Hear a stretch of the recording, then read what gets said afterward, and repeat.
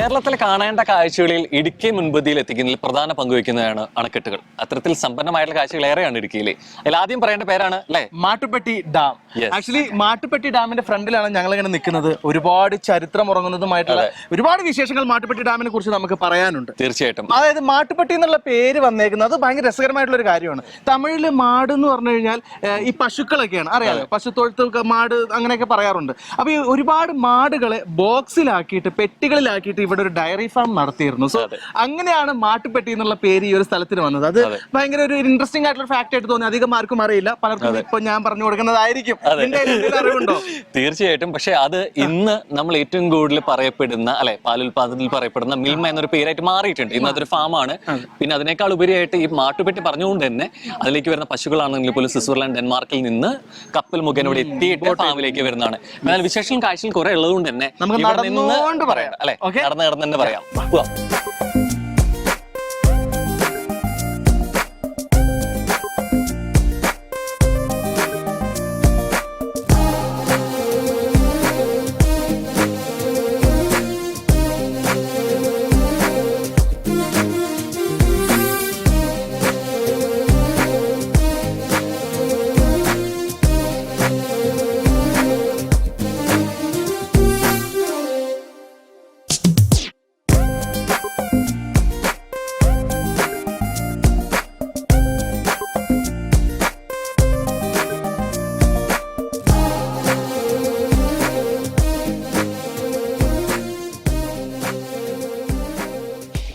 രോഹ, നമ്മളിപ്പോ നേരത്തെ പറഞ്ഞു ഒരുപാട് ചരിത്രം ഉറങ്ങുന്ന മണ്ണെന്നൊക്കെ കേട്ടിട്ടുണ്ട്. പക്ഷെ ചരിത്രം ഉറങ്ങുന്ന ഒരു ഡാം, അടിയിൽ ഒരുപാട് ചരിത്രം അതിനകത്ത് ഉറങ്ങി കിടപ്പുണ്ടെന്നുള്ളത് പലർക്കും അറിയില്ല. തീർച്ചയായിട്ടും. ഈ പറഞ്ഞ മാതിരി കാണാൻ ഇമ്പമുള്ള കാഴ്ചകൾക്ക് അപ്പുറം കുറെ ഒരു ദുരന്തത്തിന്റെ ഒരു ബാക്കി പത്രമാണെന്നുള്ള വേണമെങ്കിൽ പറയാൻ പറ്റും. കാരണം വെച്ച് കഴിഞ്ഞ് കഴിഞ്ഞാല് നമ്മൾ മുമ്പ് പറയാറുണ്ട് റെയിൽവേ ഇല്ലാത്തൊരു ജില്ല എന്ന് ചോദിച്ചു കഴിഞ്ഞാൽ പറയുന്ന ഒരു പേരാണ് ഇടുക്കി അല്ലെ. പക്ഷെ ഇവിടെ അത്തരത്തിലൊന്ന് ഉണ്ടായിരുന്നു എന്നുള്ളതാണ് അതിന്റെ അല്ലെ. അത് അവിശ്വസനീയമായിട്ടുള്ള കാര്യം. സാധാരണ മലകളിലേക്ക് കുന്നും മലയിലേക്കൊക്കെ റെയിൽ വെക്കാന്ന് പറഞ്ഞാൽ ഭയങ്കര വലിയ ചടങ്ങാണ്.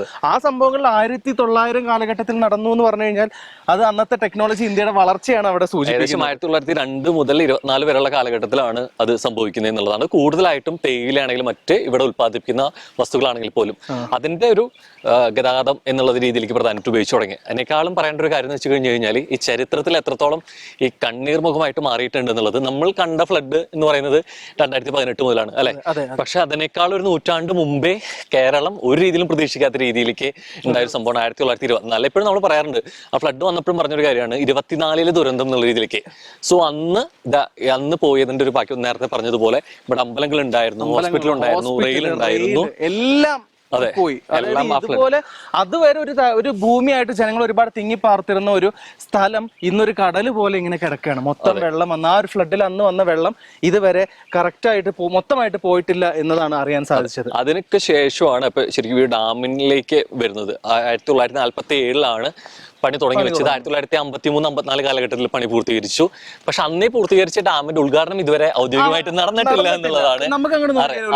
അതെ, ശരിക്കും അതിനേക്കാൾ ഉപരിയായിട്ട് ശരിക്കും മാട്ടുപ്പെട്ടി അണക്കെട്ടിനെ കുറിച്ചിട്ട് സംസാരിക്കുന്നത്, ചരിത്രങ്ങളിൽ ഇടപെടുന്നത് എപ്പോഴും ഇവിടുത്തെ ആദ്യത്തെ സിമെന്റ് അല്ലെങ്കിൽ കോൺക്രീറ്റ് ഗ്രാവിറ്റിയിലുള്ള ഒരു അണക്കെട്ടാണ്. പിന്നെ ഈ വെള്ളത്തിനെ പറ്റി പറയുകയാണെങ്കിൽ ഇവിടുത്തെ ജലത്തിന് ഇത് റെയിൻ വാട്ടർ ആണ്. കംപ്ലീറ്റ് ഈ ഒരു ഡാം മൊത്തം നിറഞ്ഞിരിക്കുന്ന റെയിൻ വാട്ടർ ആണ്. സോ അതുകൊണ്ട് തന്നെ ഇതിന് ഡെൻസിറ്റി ഭയങ്കര കൂടുതലാണ്. സോ സാധാരണക്കാർക്ക് ഇവിടെ നീന്താനോ കുളിക്കാനോ ഒക്കെ ഭയങ്കര ചടങ്ങുള്ള ഒരു പരിപാടി. അവർ പറയുന്നത് സാധാരണക്കാർക്ക് ഇവിടെ പോയി കഴിഞ്ഞാൽ 8 മിനിറ്റിനകത്ത് അവർക്ക് ബ്ലഡ് സർക്കുലേഷന്റെ പ്രശ്നം വരും, അങ്ങനെ സ്വാഭാവികമായിട്ട് മരണത്തിലേക്ക് പോകും എന്നൊക്കെയാണ് അറിയാൻ സാധിച്ചത്. അതിന്റെ കാഠിന്യം ഏറിയതുകൊണ്ട് തന്നെ ഇപ്പൊ ശരിക്കും നാവി ഉള്ളവരൊക്കെ അതിന്റെ ഒരു ട്രെയിനിങ്ങിന്റെ ഭാഗമായിട്ട് എല്ലാം നവംബർ ഡിസംബർ മാങ്ങളിൽ ഒരു 15 ഡേയ്സ് ക്യാമ്പ് കൂടി ഉണ്ടാവാറുണ്ട്. അപ്പൊ നമ്മളൊക്കെ പറയില്ലേ ശരിക്കും ഈ കടലിൽ നീന്തിയവനാണ് 6 കണ്ടാൽ പേടിക്കാന്ന് പറഞ്ഞ പോലെ ഇവിടെ നിന്ന് സ്വിം ചെയ്തവർക്ക് എവിടെയും പേടി വരില്ല എന്നുള്ളതിന്റെ വലിയ ഉദാഹരണമാണ്. അതുപോലെ തന്നെ ശരിക്കും ഈ അണക്കെട്ട്, മാട്ടുപുഴ അണക്കെട്ട് നമുക്ക് പാഠപുസ്തകങ്ങളിൽ ഏറ്റവും പരിചിതമാവുന്നത് പള്ളിവാസൽ വൈദ്യുത ഉത്പാദന കേന്ദ്രത്തിലൂടെ തന്നെയാണ്. അപ്പൊ എന്തായാലും ചരിത്രവും ഇവിടുത്തെ ഈ ഒരു ഡാമിലെ വെള്ളം തൃശ്ശൂർ ജില്ലയിലെ 3 പഞ്ചായത്തിന് വാട്ടർ സപ്ലൈ നൽകുന്നുണ്ട്. അങ്ങനെ ഒരുപാട് സ്ഥലത്ത്, ഇടുക്കിയിലും ഒരുപാട് സ്ഥലത്തേക്ക് ജലം എത്തിക്കുന്നതും ഈ ഒരു ഡാമിൽ നിന്നുമാണ്. അതെ, പക്ഷെ ഈ അടുത്തായിട്ട് എനിക്ക് തോന്നുന്നു വിനോദത്തിനൊപ്പം അതോടൊപ്പം തന്നെ എപ്പോഴും ഈ ആധുനികത എപ്പോഴും ആവശ്യമുള്ള കാര്യം കൊണ്ടാണ് അല്ലെ.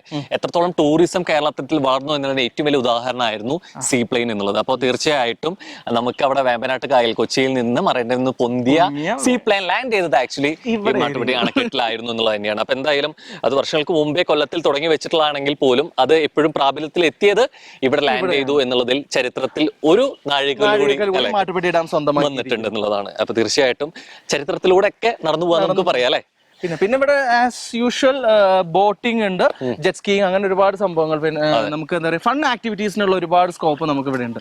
സോ ഒരു പക്ക ടൂറിസ്റ്റ് സ്പോട്ട് തന്നെയാണ്. ചരിത്രം ഉറങ്ങുന്ന മണ്ണാണ്, ഒരുപാട് പ്രത്യേകതകൾ. ആ ചരിത്രം ഉറങ്ങുന്ന മണ്ണിൽ മഴയോടുകൂടി നമ്മൾ വന്ന് ഇറങ്ങിയിട്ടുണ്ട്. മഴ പെയ്യാതിരിക്കട്ടെ. പോയാലോ?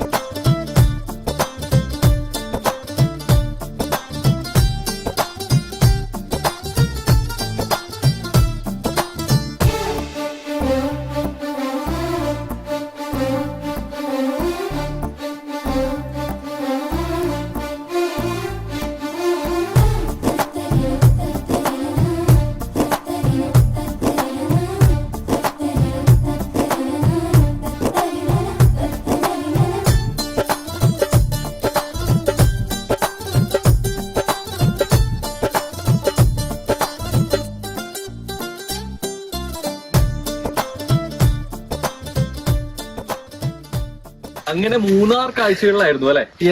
ഇവിടെ എത്തിയിട്ട് ഇത്രയൊക്കെ കാണാൻ പറ്റുന്ന പറയുമ്പോഴും ഏറ്റവും വലിയ പേടി എന്ന് പറയുന്നത് ഈ കാഴ്ചകൾക്ക് ശേഷമൊക്കെ മഴ കൊണ്ടുപോകും എന്നുള്ളതാണ്. പക്ഷെ മഴ ഒന്ന് മാറി നിന്നു. ദൈവം നമ്മുടെ കൂടെ നിന്നു, തെക്കുവടക്കിന്റെ കൂടെ നമ്മുടെ കൂടെ ദൈവം നിന്നു. നിങ്ങളിലേക്ക് ഒരുപാട് കാഴ്ചകൾ എത്തിക്കാൻ വേണ്ടി ഞങ്ങൾക്ക് സാധിച്ചു. അങ്ങനെ വന്ന് ഞങ്ങളിപ്പോ എത്തി നിൽക്കുന്നത് എക്കോ പോയിന്റിലാണ്. എക്കോ പോയിന്റിലാണ്. നിങ്ങളോട് യാത്ര പറയുന്നതും ഈ ഒരു എക്കോ പോയിന്റിൽ വെച്ചിട്ടാണ്. സോ എനിക്ക് തോന്നുന്നു എപ്പോഴും നമുക്ക് കുറേം കൂടി പ്രത്യേകിച്ച് സ്കൂൾ ടൈമിലൊക്കെ വരുമ്പോഴാണ് ഈ എക്കോ പോയിന്റ് കുറേ കൂടി കൗതുകം ഉണ്ടാവും അല്ലെ. ഒന്ന് ഓളിട്ട് എന്ന് തിരിച്ചു കിട്ടുമ്പോൾ കിട്ടുന്ന ഒരു സന്തോഷമുണ്ട്. പക്ഷെ ഇപ്പോഴും സന്തോഷമുണ്ട്. നമ്മൾ മാത്രം ഞാനിവിടെ കണ്ട ഒരു ഓൾമോസ്റ്റ് 60 ഏജിലുള്ള ഒരു അമ്മ, ആ അമ്മ ഇവിടെ വന്ന് ഭയങ്കര ഹാപ്പി ആയിട്ട് പറഞ്ഞ ഒച്ചട്ടോണ്ടിരിക്കുകയാണ്. സോ അതുകൊണ്ട് തന്നെ അപ്പൊ എന്തായാലും മാട്ടുപ്പെട്ടിയിൽ കണ്ട ഒരു മഴ ഇവിടെ വന്നില്ല എന്നുള്ള വലിയ സന്തോഷത്തോടു കൂടി തന്നെ ചെറിയ സങ്കടം കൂടി ഉണ്ട്. ഇന്നത്തെ എപ്പിസോഡ് മെല്ലെ വൈൻഡപ്പ് ചെയ്യാനുള്ള സമയം കൂടിയാണ്. അപ്പൊ പുതിയ കാഴ്ചകൾ, പുതിയ വിശേഷങ്ങൾ നമ്മൾ ഇനി കാണാൻ പോകുന്നത് എവിടെയാണ്? അടുത്ത വർഷമാണ് നമ്മൾ ഇനി കാണാൻ പോകുന്നത്. സോ എന്തായാലും എല്ലാവർക്കും, നമ്മുടെ സൂര്യ കോമഡിയുടെ എല്ലാ മാന്യ പ്രേക്ഷകർക്കും എന്റെ പേരിലും രോഹന്റെ പേരിലും ഞങ്ങളുടെ സൂര്യ കോമഡി കുടുംബത്തിന്റെ പേരിൽ എല്ലാവരുടെയും വക ഹാപ്പി ന്യൂ ഇയർ. സോ അപ്പൊ ഇനി അടുത്ത വർഷം വട്ടവടേ കാണാം. ബൈ.